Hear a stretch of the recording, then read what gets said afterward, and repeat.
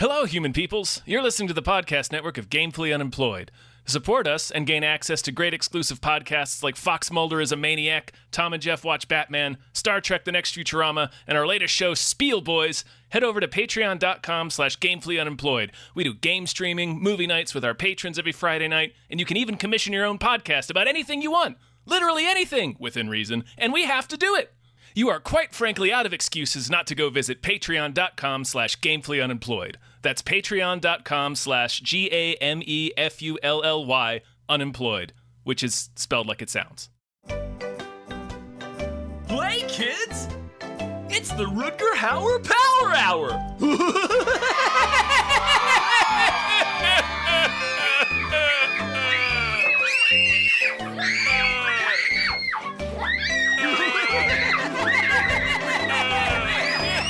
I've seen things you people wouldn't believe.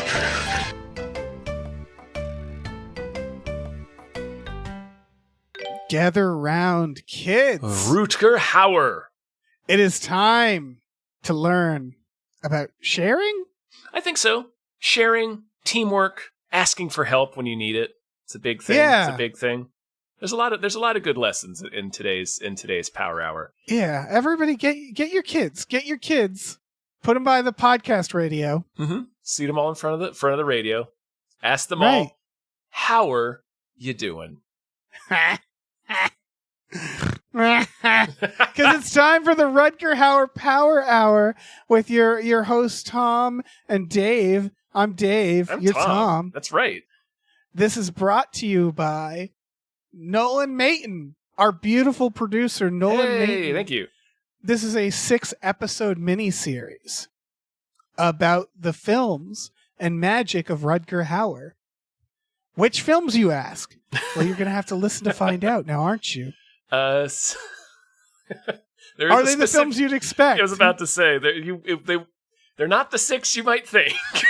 They're not. They are films I've never seen. Not a single one. I think apart from this first one, that's true for me as well. Okay, I had never seen this movie. Today's lesson is Ladyhawke, folks. 1985's Ladyhawke. I went into this pretty blind. Everything was a surprise, including the name Richard Donner. Yeah. It's like, my God. Oh, man. Yeah, Richard Donner. That was a real surprise.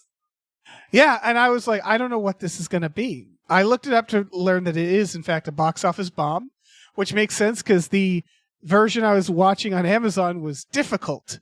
It was hard to hear.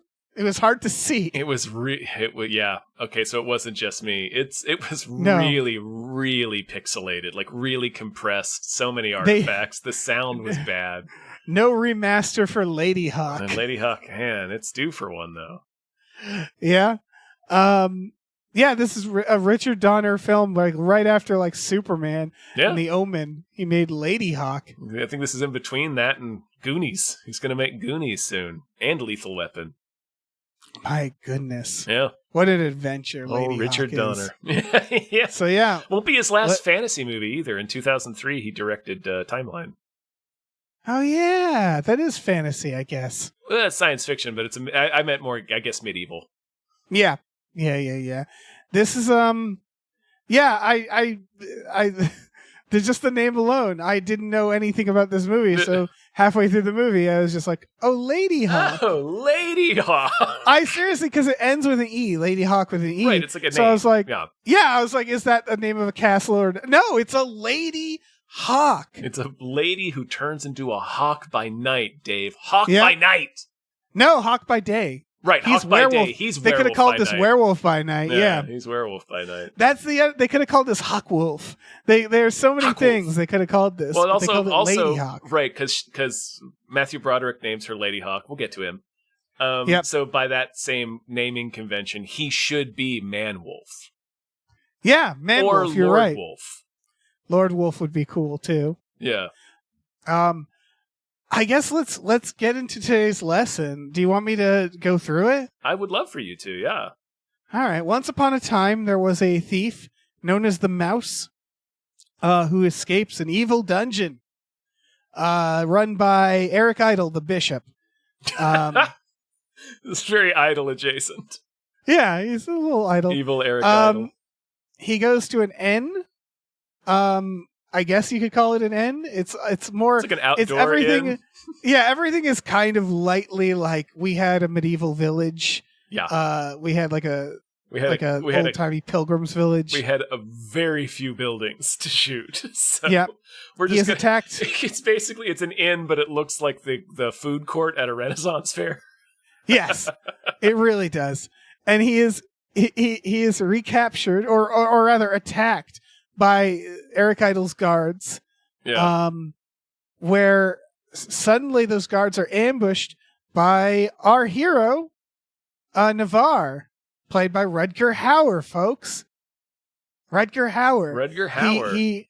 He has a hawk that he uses to fight the guards, and he has like a crossbow. And we play 70s game show music. It's Alan Parsons. What is happening in the music of this movie? Alan Parsons did a lot of the music in the movie. There's also a traditional orchestral score in certain stretches. But yeah, it's mostly porn/game show music. It's losing its mind. Yeah, it's one of those. There's like there's so laser much. sounds. It's like pew pew pew. Yeah. Well, there's like a crossbow fucking like fight. It's like having your film scored by Alan Parsons. Yeah, I think so. You think of like a movie like we've had movies like this, right? With like modern music that are where it's like the score is really cool. I think they were going for that, right? Where This is modern. This is 85. So this mod music, new wave, synth driven stuff like that. Yeah, but it is so weirdly happy. And like I mostly it's game show theme. Every 30 seconds of the soundtrack could be the opening theme to a game show. It's their back from commercial sting, yeah. Yeah. So he fights him off. He befriends the mouse. This guy, what's his name? Navarre, Rutger Hauer. Mm-hmm. They go to a barn, and the farmer randomly attacks them. Still not sure why. He's going to murder them in their sleep for his money. Oh, that makes sense. Yep. But the farmer's attacked. Yeah, it's at night. He's attacked by a wolf. So Matthew Broderick, the mouse, goes back to the barn and he sees a beautiful young Michelle Pfeiffer, who is in this. She is. A lot of surprises. I like that. She's in the credits, but it was still like, Jesus Christ. I like that this is all in the story that we're telling. All of this, every word of this, is the storybook. is in the little golden book that we're reading to you all right now. A beautiful young Michelle Pfeiffer, who's this mysterious lady, and she hangs out with the wolf, right? Yeah, she seems to have a pretty good bond with the wolf. During the day, she vanishes. I think this is when Matthew Broderick's like, I met this beautiful woman, and he says like, maybe I dreamt her, and Navarre's like, I'd want to dream that shit. Oh yeah, I want to fuck this lady. Kids, that's what he says. Do I want to fuck this hawk? This got, so I just want to say this was actually, this plot was really confusing until like the halfway point to me.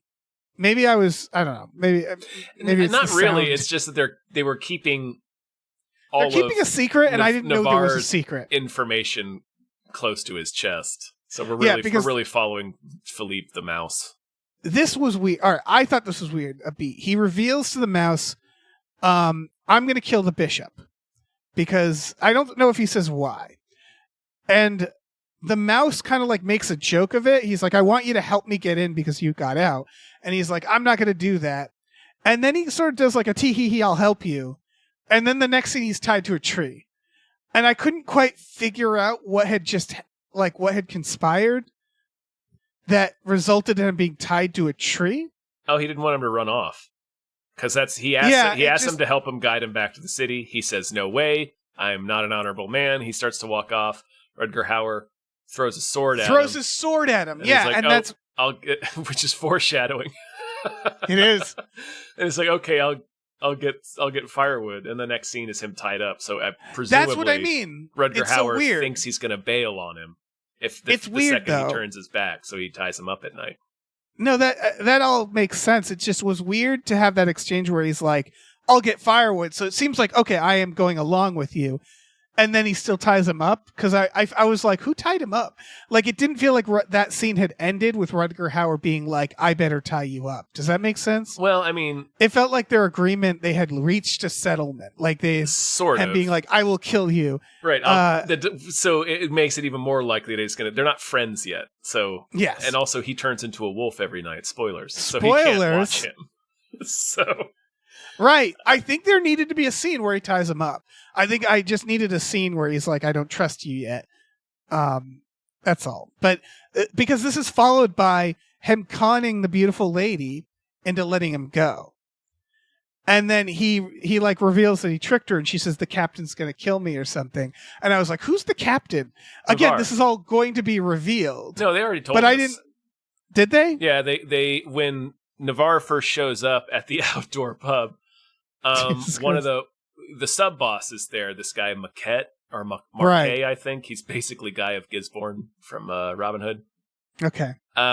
He's there with all of his men, and one of the other men, he goes like, Captain Navarre?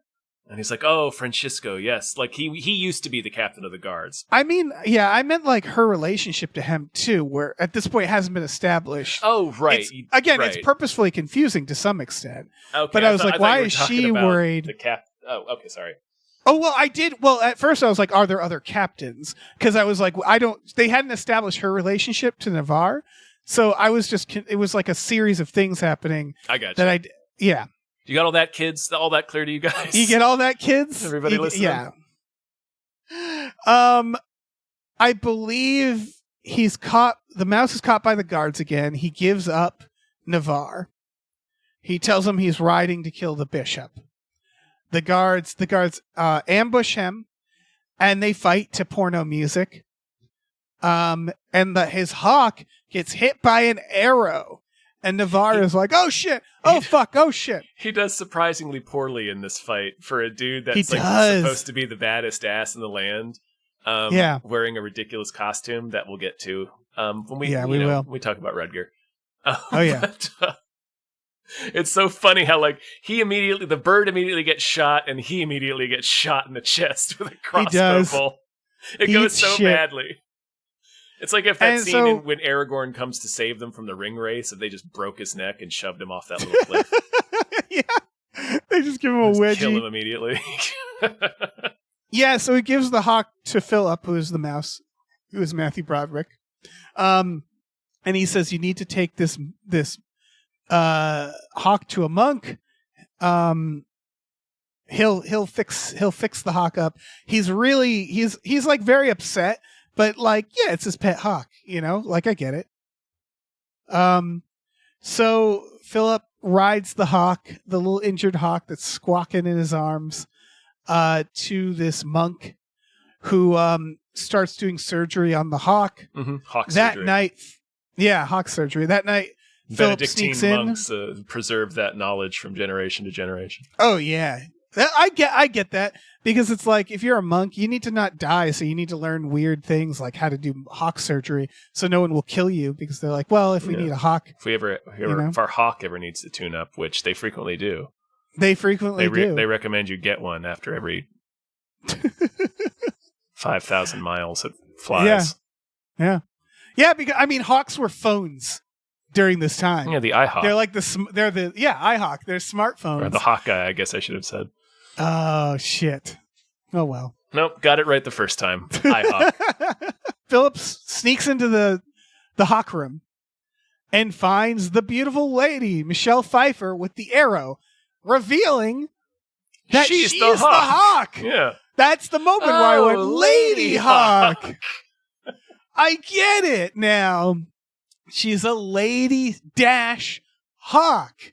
Ladyhawke. So that's Seinfeld episode. Oh, Dolores. Yeah, exactly. It all makes sense. I mean, I don't feel like it's my fault, because Ladyhawke really does. They added that E, and it really does sound like some medieval crap. It's like learning that the movie Dragonheart is about a dragon's heart, where you're like, right. Dragonheart. Sometimes. But that could be the name of a sword or something, right. too. Yeah. In fact, he has this magic. He has a sword in this that like has all this shit on it. Yeah. I was like, it's a sword named Ladyhawke? Is that the idea? It's like his, I don't know. I respect the hell out of you for not even glancing at the description of the movie because they tell you this in the first sentence. This is way more fun. So we learned that the bishop cursed them, as bishops do. He cursed them specifically by making a Faustian bargain. Like, he sold his soul to dark powers to curse them. To make them animorphs, to make them awesome. Yeah. Like, this is one of those curses where it's like, turning your enemy into a wolf just gives them wolf powers. Like, why? It's like, I curse you to become Megatron. Like, why would you do that? Like, why would you curse? Okay. I mean, I guess I have to buy a bigger house, but all right. Yeah. So he cursed them, these lovers, out of jealousy because he was all up on Ladyhawke. Yeah, Michelle Pfeiffer, and she wasn't having any of it.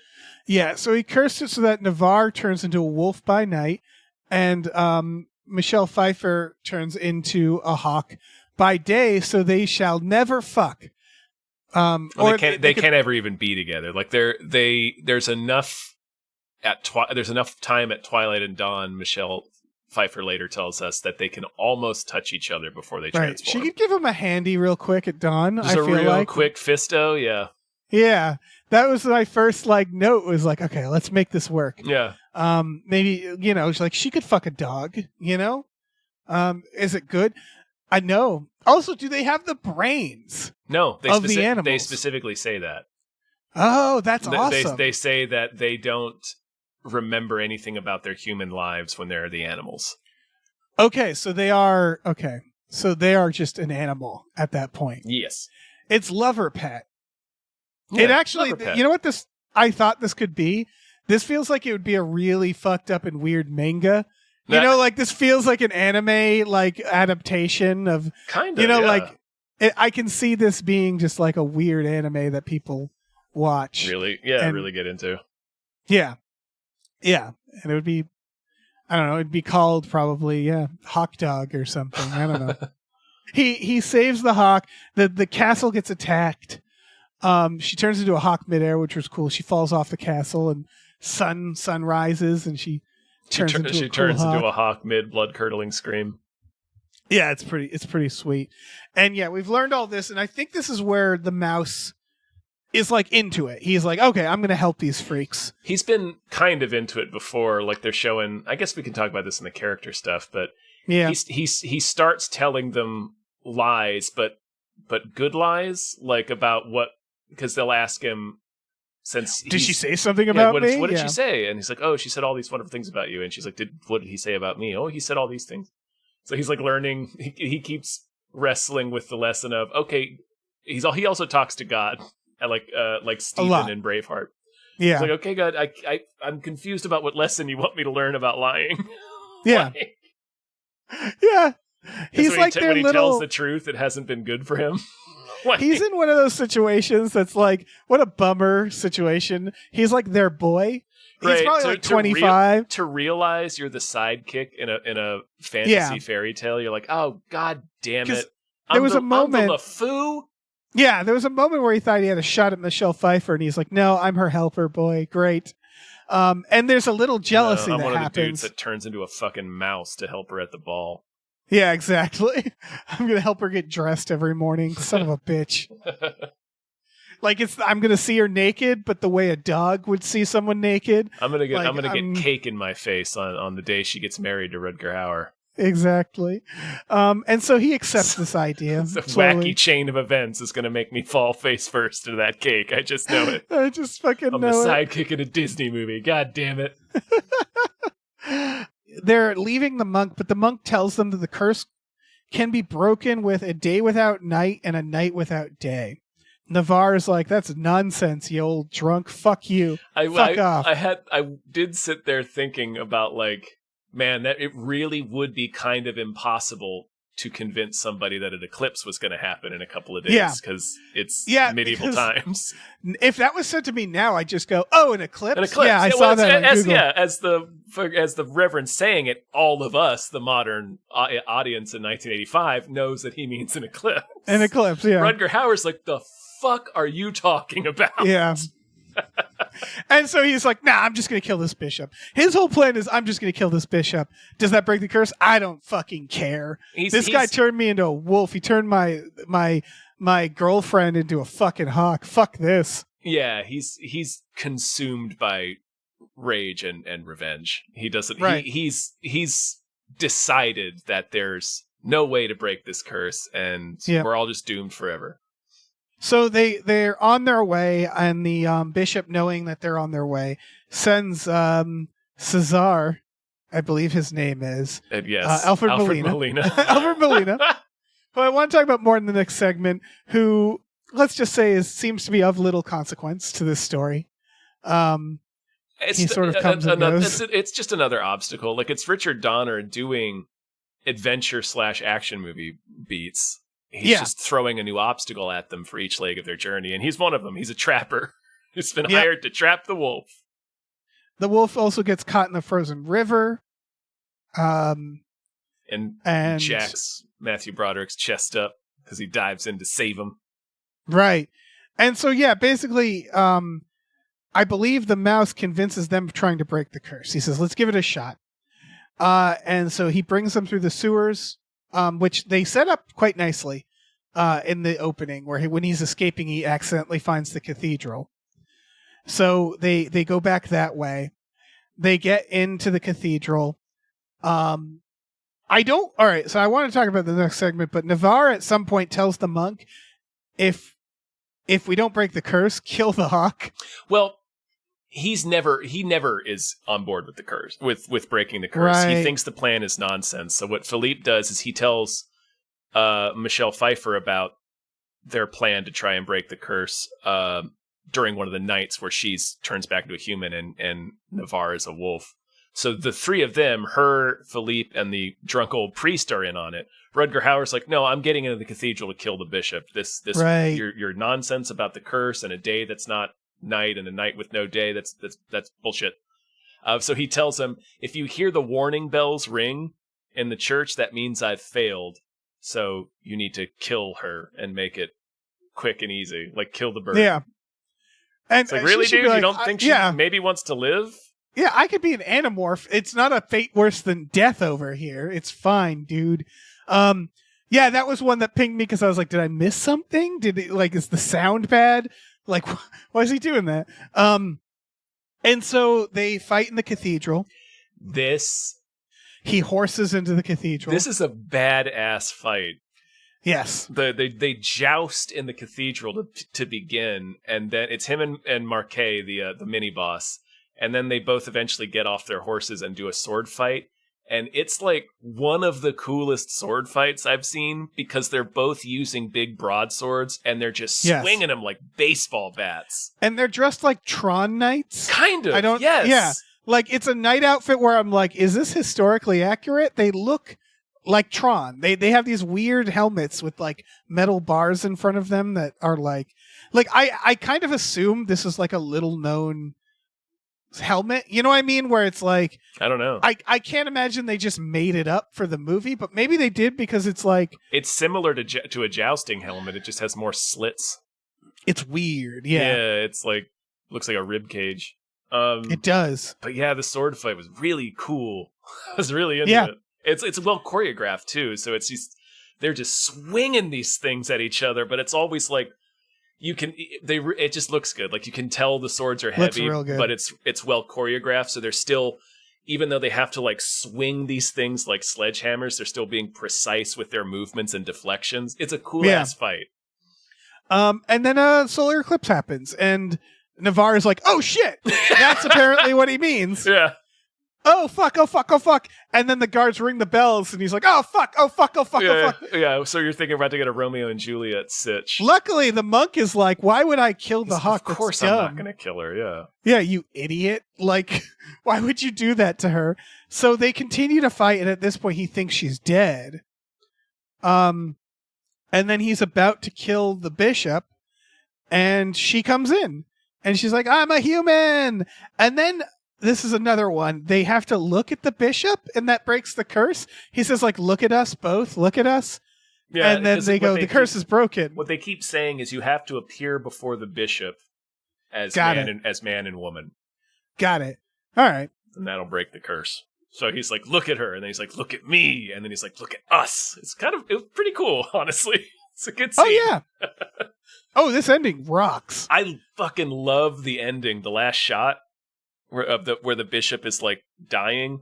We'll get to it in a sec, I guess. We'll get to it in a sec. Yeah, because the bad guy still has to die, even though So the bad guy goes to almost kill our Ladyhawke, and we get a payoff that Rutger Hauer can throw a broadsword like a javelin. Like a missile. And just demolishes this fucking Pope-ass motherfucker. Remind me of an Assassin's Creed. Like, remember Assassin's Creed 2 where you fist fight the Pope? Yeah. It reminds me of that, where it's like just impale this bishop. Yeah. Like he's a fucking, like he's John Travolta in fucking Broken Arrow. Broken Arrow, yeah. The Witch in Robin Hood, Prince of Thieves. I'm convinced Kevin Reynolds and Kevin Costner borrowed a lot from this movie. Just it's the way it's shot, kind of the way it looks, the way it presents medieval England, and also certain things that are in it. But, and you go. Because I wanted to talk about just real quick the shot of the bishop dying as he's like his head is leaning over, and you can see all the prayer candles behind him, but they're below him in the shot. So his head is leaning toward the fire as he's struggling to stay alive, and then he dies, and his head drops down toward the candles because he's going to hell, Dave. Hell yeah. Richard Donner is so good. He really is. I understand why this movie bombed. Yeah, it's weird, but I like that it's weird. It's slow in the middle. It's slow in the beginning. Like it's missing a lot until that ending sword fight. It really is. Where it's just sort of like porn music, and then it feels like we're watching LARPing. Pretty minimal action up to that point. Yeah. It's really they'll get into brief skirmishes where somebody will get shot and then they'll have to run away. Yeah. So it really was just paying off in this final fight in the church. Yeah. I thought it was slow in the beginning too, because it takes, well, I guess we'll talk about this in character, but we stay with Matthew Broderick for the first act for most of it, and he's essentially the main character. It's almost his arc is realizing he's not the main character, like we said. Yes. He's a side character. Yeah, or it's him stopping being selfish and helping other people as he's talking to the Lord, like to be forgiven. But anyway, he's not terribly likable at first, at least not to me. No. Well, let's get into our main guy, right, kids? Yeah. Everybody gather even closer around. I know you're already gathered around, but gather more. Get even more of a semicircle.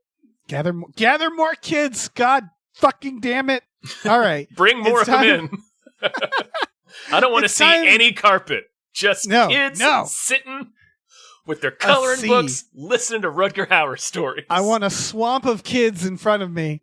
It is time for Rutger's Make Believe. No intro music. Nope. Why would there be intro music? Just the cold silence of Rutger Hauer's steely gaze. Yep. He's basically, his desire is to fuck a hawk. They could have called this Hawk Fucker. Hawk Fucker, yeah. Yeah. That's his entire motivation, really. I mean, when you boil it down to like the essentials. His entire motivation is trying to fuck a hawk. It's killing the bishop. Right. But what he really wants is to fuck a hawk. He wants to fuck Michelle Pfeiffer. Who's a hawk? I feel like he's tried. I guess he doesn't want to fuck a hawk. Probably realized that that's not going to work. Oh no, she's probably pecked at it a few times. And he's like, okay, because they do establish that they're just animals. Yeah. At first, I thought of him as like the Han Solo, and the hawk was his Chewie. That was my first, and then it was more like Aragorn, right? You mentioned Aragorn. Yeah. In terms of his character, I want to note he was apparently Rutger Hauer was originally offered one of the henchmen, and this character was originally supposed to be played by Kurt Russell, who had no interest in it. Wow. Yep. And then they bumped so what it was is they offered Rutger Hauer a henchman. He said, "I didn't want that." They probably offered him Marquette because he's like the second in command. And then once they were like, "All right, you want to be the main guy?" And he's like, "Yes, I do actually. I want to be the main fucking guy." Yeah, I'm not sure if he had played a hero in an American movie yet at this point. He rarely plays a hero. He rarely does in American movies anyway. I'm not sure about his other stuff. Right. And so, like, Aragorn, I think, is a really good touchstone for this because it's like Aragorn, if you remember the first Lord of the Rings, especially near the beginning, where you're like, is he good? Like, you have that, because the first Lord of the Rings is sort of about the idea of, like, will the ring tempt? You kind of, when I watched Lord of the Rings, I went in blind. And so when they're setting up the Sean Bean stuff, my thought was like, this is a misdirect. Aragorn is going to be, and that's what they want you to think. And that's ultimately Aragorn's arc is like, yeah, this would eventually tempt me. So I got that feeling of that he's like kind of hot. I knew he was the hero in this, but he's kind of hostile towards Matthew Broderick. And so he's like a rogue, he's like kind of rough around the edges. And I see why. He has a lot of anger in him. He's a bit of like Aragorn is in the beginning of Lord of the Rings, he's a bit of a misanthrope. Yeah. It seems like he's so poisoned by this curse, understandably, that all that's keeping him alive is like, I'm going to get into that cathedral and I'm going to kill that asshole. Yeah, and he doesn't really have friends. No, he's nobody, just the Hawk. It's a very good role for Rutger Hauer. Because Rutger Hauer feels prickly. He's always, to put it lightly, prickly in his movies. And this character is very prickly in a way where it's actually, I think the hardest part is when we need to like him at the end. I mean, he's young, he's pretty, he's, right, I can see him and Michelle Pfeiffer getting Roy on. Batty. Yeah, this is 3 years after Roy Batty, or 4 years since Blade Runner. So this is still Blade Runner Rutger Hauer. Right. That might be part of the reason. I don't know. It's not his fault, but like it's like watching a villain in a movie, and there has to, and he kind of starts mean. He's tying Matthew Broderick. He's throwing his sword at him. He basically kidnaps him. He basically finds someone down on his luck and says, like, it's either me or jail, motherfucker. Pretty much, yeah. He doesn't care about much else. So there's a little bit of Han Solo in that too, I guess. He's very driven. He does look ridiculous. Like, we point out that those helmets don't exist, but everybody else kind of looks period appropriate. Rutger Hauer is dressed in all black with a Dracula cape and like this awesome like one shoulder pad and gauntlet and stuff. He looks like a character from Soul Calibur. Yes. Like he looks like he looks like an action figure from a different line that you're mixing in with your turtles or whatever to play with. He does to me look like a guy in medieval times who would have a hawk. Like he's the modern version of like a pickup artist, like a guy who knows magic. Like he feels like he knows magic, Like when you, it's funny because bird guy and close-up magic guy are adjacent as far as picking people up at a bar using whack-ass tricks. Yeah, and what we learn is he's cursed to be a bird guy in this. I like to think once he got the bird, to be a bird guy. Yeah, it's the ultimate torture. I like to think once he got the bird, he was like, I better start dressing like a freak. All right. Yeah, because I gotta dress like I'm in a Marilyn Manson video. Yeah, they had multiple birds making this, and apparently one of the birds really liked him, which is cute. Also, doesn't go anywhere. There's the scene where he puts Matthew Broderick on the horse and slaps the horse. Apparently, they had to retake that because the first time they did it, the horse went rogue. And Matthew Broderick could not handle the horse, so they just had to wait until the horse decided to come back with Matthew Broderick on it. Oh, man. I'm imagining it just running off. Years later, there's just a skeleton on a horse in the woods. This is post-war games, but pre-Ferris Bueller, so like... Exactly. He's just trying to... It's like, oh, I'm in a Richard Donner movie, I can't screw this up. Yeah. Get stuck on this horse. Yeah, it's like, you're going to ride a horse. He's like, I don't know how. And they're like, that's fine. We're just going to stick you on the horse and we'll make the horse do something. Just stay still. For the love of God, don't move. Yeah. It's all to say that hawks are a pain in the ass. And like, he's cursed to deal with a hawk that he loves. Like, that's awful. It's an awful curse. It's the worst. Yeah, birds are... Man. They're jerks. Horrible pet. to have. He's got a weird situation. He's night cucked by the curse, and he's like, they could have called this night cuck. They could have. Werewolf by night cucked. Yeah, but he has this hawk that I wish he hated the hawk more. Like he just hated birds. Yeah. But that's my headcanon, is that he just fucking hates dealing with this hawk that is the woman that he loves during the night, so he has to keep it alive and care for it. Like, yeah, that's a curse for him. Yeah. I get it. So he's prickly, you know? Yeah. He has that one line where he's like, he couldn't even turn us into the same animal. Because he's like, hawks and wolves mate for life. Bishop wouldn't even leave us that. Yeah. No. Like, I'd have been a hawk if we could be hawks together. Why not make her a wolf? He gives him the most... Yeah, it's the most awesome curse that sucks. Yeah. Like, it's awesome, but it sucks. It's like it's a Greek mythology curse, kind of. It is, yeah. It's one of those curses that it's more like cerebral. It's a real mind fuck. And yet he is so dismissive of the idea of the curse getting lifted. He's defeated. Like he's given up. He's probably that's tried where he's before. at. Yeah, we get the sense that some time has passed. Probably 10 years. Yeah. Yeah. And so his plan is just so unhinged. His plan is, I'm just going to kill this guy. Yeah. Fuck to it. what end? I'll feel better. Yeah. To what end is he deserves to die for doing this to us? I don't need that explained to me. But that's his character. I'd want to really... Yeah. I'd probably want to throw a sword at that guy too. It's a little similar to his character in Blade Runner in that he's just like this guy who's just sort of revenge driven, who has no hope. Like, it's him wanting to meet his creator and being just so disappointed with it. Yeah, that he pops him. He sure does. Oops, popped him. Didn't mean to. Whoops. Oh, I think he meant to. Yeah, I think he meant to. But, he's a very driven, singular-minded character. Yeah. Which I think is a good for Rutger Hauer. That isn't to say Rutger Hauer can't play complex characters. No, it just... And it's... That did wind up being sort of his typecast. Yeah. And he is still complex in this. And then he has his finisher move. The sword throw. It's a good move, man. It's a good finisher. It must take a lot out of him. Oh, yeah, like, it's that's like a limit break. Yeah, he's got to wait till his meter is all the way built up.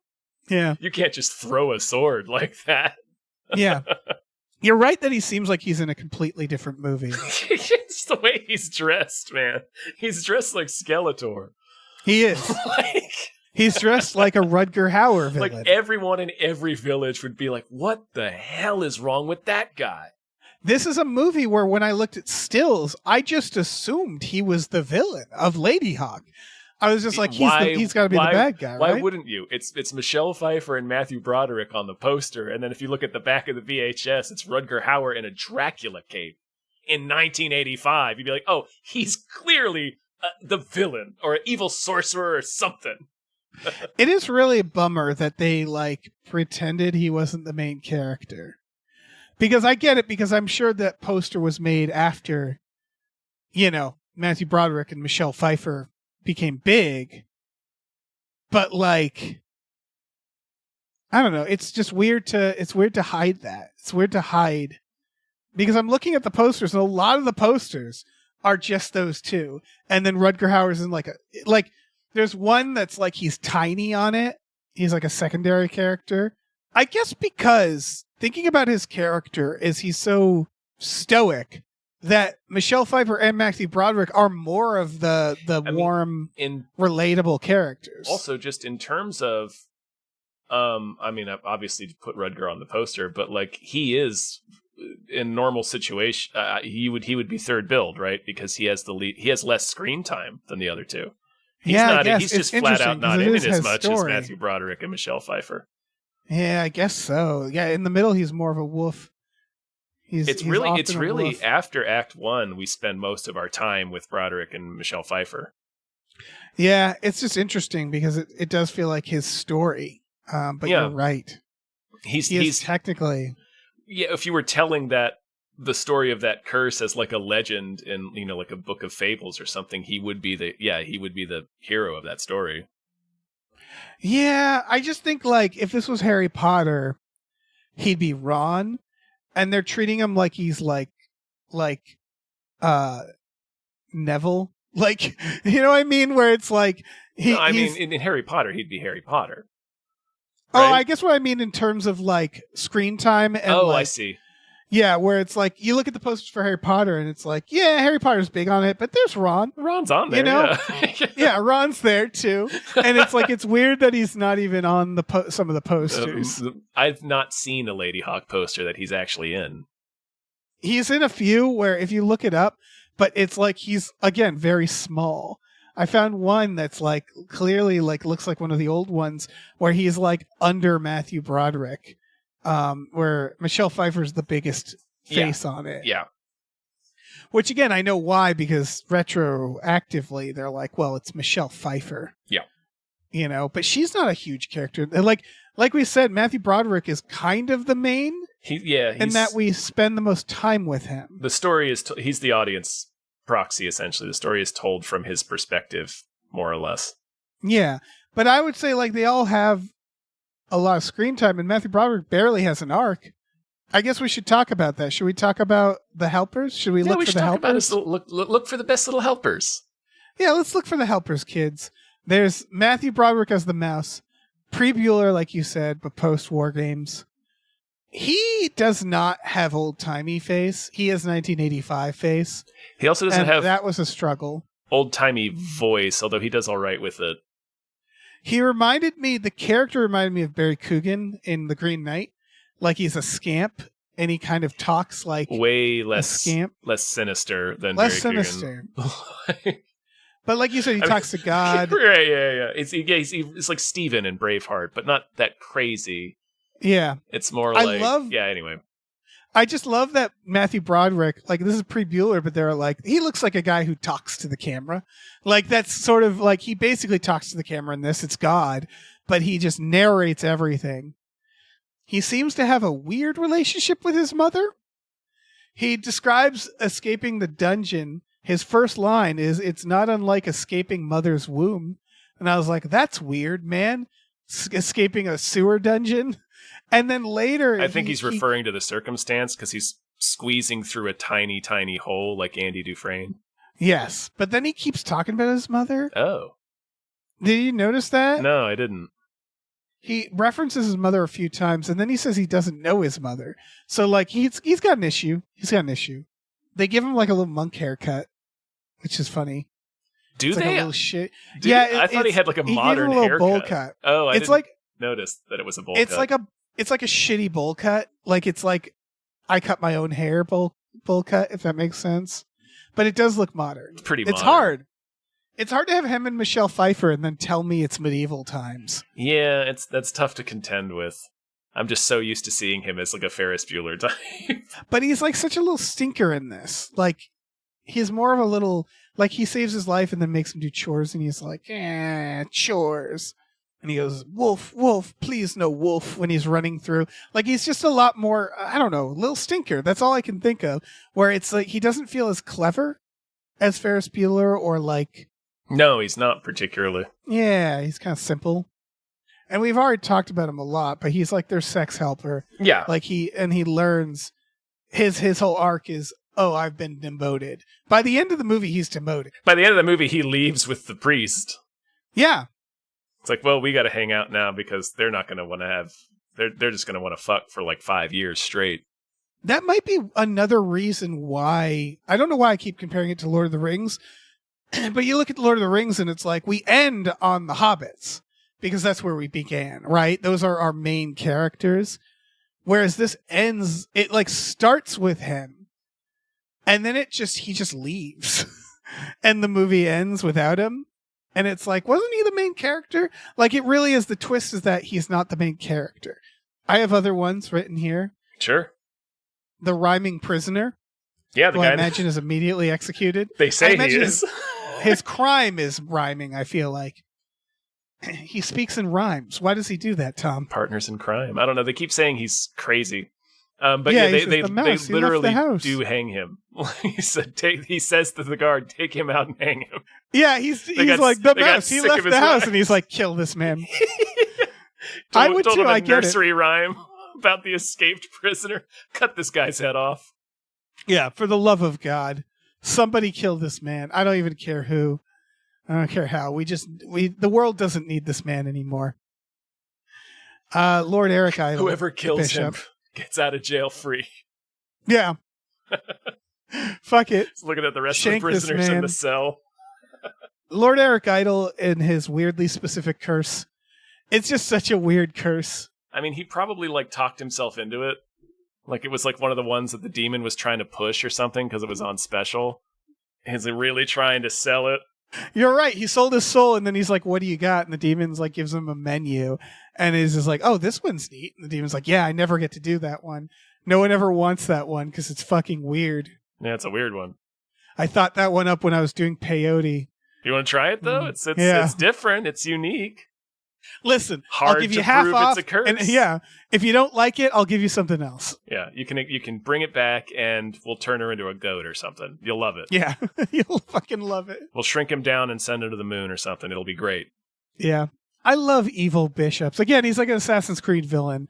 I just love it when they're this evil. Yeah, so nakedly, just villainous. Yeah. We haven't really talked about Michelle Pfeiffer. Her character is like, she doesn't get that much. She has an 80s haircut. It's another case where like it's adorable. You think that this is a person who exists in medieval times, that this would be a character that exists. Like Michelle Pfeiffer, it's like I don't know. She's way too good looking to exist in medieval times, you know? It's like your skin can't be that nice during this time. No, not when the Black Plague is ripping through. You're shitting in rivers. Like, yeah, you can't. Yeah. I'm trying to think of like what her character's all about. She's kind of a damsel in this. Yeah, she very much is. We don't know anything about her. It's a shame because they didn't know they had Michelle Pfeiffer yet. Like, she had been in Scarface, I think, at this point. Yeah, and I think Grease too. Yeah, she had been in Grease too. But, I mean, I don't think we knew what we had for Grease 2, right? It's Grease 2. Gosh. Oh, isn't she in Star? Oh, man. I'm forgetting who the lady is in Starman. Crap. It's not her, is it? I don't think it's her. I don't think so either, yeah. Why am I remembering that? It's fun watching movies like this when where the actress or actor isn't shit yet. And no, it's so Karen it's like, Allen. God damn it. Oh, okay. Yeah, let's see. She had done Scarface and Grease 2. Then she did something called Into the Night, and then this, Ladyhawke. And I'm trying to look at, like, when did she blow up? She did Witches of Eastwick. Probably around Witches of Eastwick and, like, Tequila Sunrise, I think. She did Amazon Women on the Moon. Yeah, it would be a few years here. She's Married to the Mob, Tequila Sunrise. I think the Fabulous Baker Boys. Yeah. See, these are all still, like, I feel like it's really Batman Returns is when it was, like, huge. That was, yeah. right? That's when where she she's got like huge, international superstar. Yeah. But before then, it's all just like, yeah, she's like well-known actress. But Ladyhawke, it's like she's still like trying for, like, she's auditioning. Still getting started. Yeah, shit. yeah. The monk, who's the hawk doctor, who's living with the most weirdly specific guilt, because we learned that he ratted them out. Yeah. Right? To the bishop. Yeah, he let it slip that they got wed in secret, and the bishop was like, "No, that's my woman." She didn't like you, man. So he's living in this like abandoned castle, punishing himself, and he's like a drunk. And if anybody asks him, like, where does your guilt come from? He's going to have to tell them, like, I accidentally got my friends cursed to become animorphs. I feel terrible about it. Yeah, I would too. He's like almost Michael Gambon. He's the Michael Gambon of 1985. You're right. He really is a Michael Gambon. His voice is Gambon-y as hell, yeah. Yeah, real Gambon. But I'm aware Gambon was working at this time, but he still needed to age into himself a bit more. What is this? I don't think the Singing Detective, I think... 85. That's 85? This is 85, I meant. Oh, okay. I'm going to look up the Singing Detective real quick. That was 86. So that's where Michael Gambon was.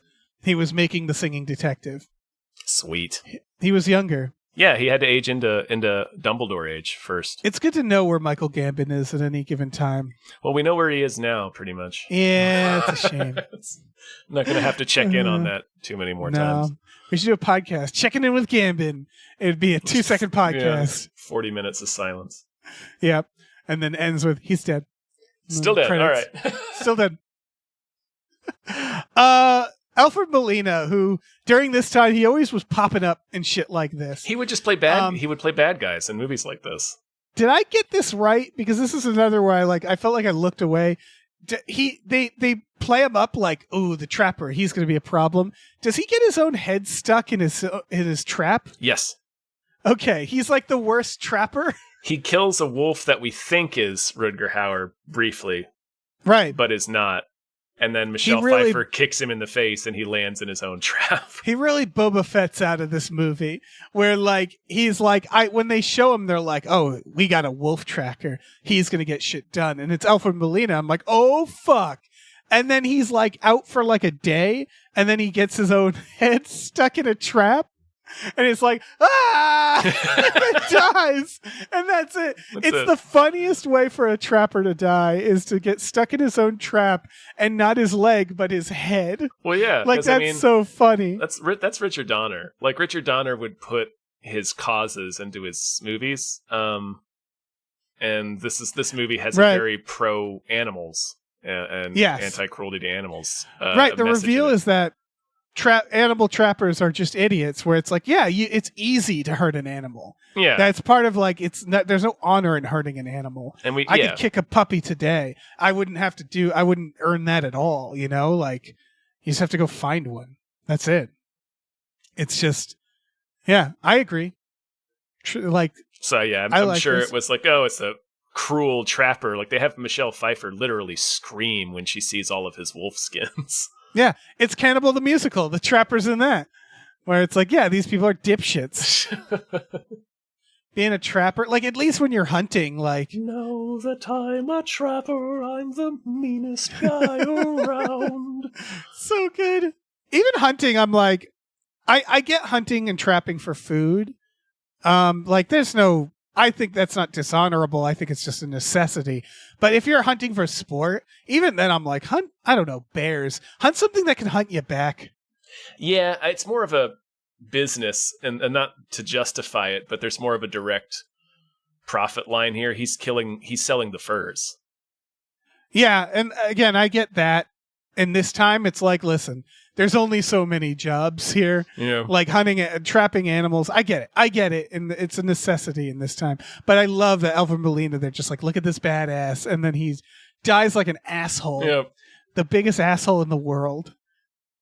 Like that's his parting thought. Like the last thing that runs through his mind is, I'm the biggest asshole in the world. Alfred Molina. The biggest asshole in the world. Do you have any other helpers? He wasn't really a helper. Not really a helper, just somebody we wanted to call out. I guess the bishop, but we talked about the bishop already. Yeah. The bishop, Marquette, the mini boss, they have a cool ass sword fight. And then, and then Rutger stabs him with his own sword. Bada boom, bada bing. Yeah. I think that's all the helpers. All right. Well, now it's time to ask, what did we learn? What's the lesson of the day? Do we also want to just give our final thoughts on Ladyhawke, the movie? My final thought is that this was an interesting idea that maybe needs to be remade because it does drag. It was, especially when it wasn't remastered, where it's like watching a boring play from the back, where it's like I can't quite hear what they're saying, and it needs a remaster. And I bet if it was remastered, I get what he was going for, but I thought it was too jumbled, like the weird porn music. Yeah, that was really strange. It's not quite like a serious epic, and it's not quite like an magical adventure. So it's like kind of felt like an adventure that had dragged. Not much adventure in it. Yeah, it needed a little bit more adventure. That's what I will agree with that. Yeah. I wrote down what I learned, and I don't know why I learned this. My lesson is you can fuck a dog, but you can't fuck a bird. Which I don't know what. I guess that was just It's a good Me lesson. thinking about the issues of this. Yeah. I think we learned a lot about sharing. Yeah. You know, if you share the burden of a task, say killing a bishop. If you share your sword with a bishop. You share it. You share it right into his chest. Right into his chest. Sharing is important. There's a lot of sharing in this. You're right. And knowing when you need to ask others for help. It's okay. It's okay to ask for help, especially when you need to get into the cathedral to kill the bishop. Yeah, you're right. Asking for help. Friends. The power of friendship. The power of friendship. I'm writing these down. I don't know why. Because I'm not going to keep these. And honestly, the best thing to do, if you want to get right with your higher power or the law, the best thing to do after escaping from prison is to help a disgraced soldier kill a bishop. Yeah, that's your karma. That's getting that That's back. karma, man. You're balancing the universe. You're setting it right. Yeah, apparently God wanted all this to happen, according to Matthew Broderick. So there is a lesson there, I guess. Trust in the power of Jesus Christ, and you'll impale a bishop. Yeah. Only on an eclipse, though. Only on an eclipse. I guess that's a lesson that we can all take to heart. You can kill bishops on an eclipse. Yeah. And your pets will turn into hot people.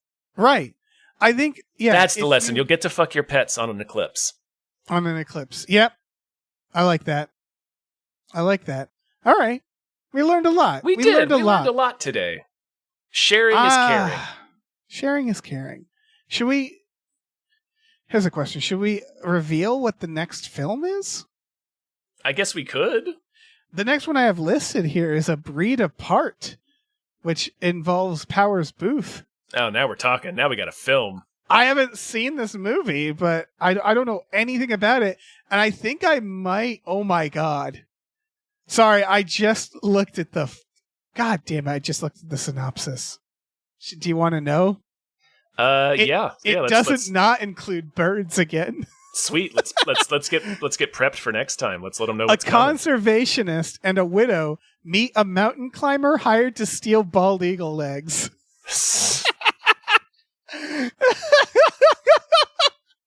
Incredible. Why? No notes. Why? No notes. Because there's no other movie like that, Dave. That's why.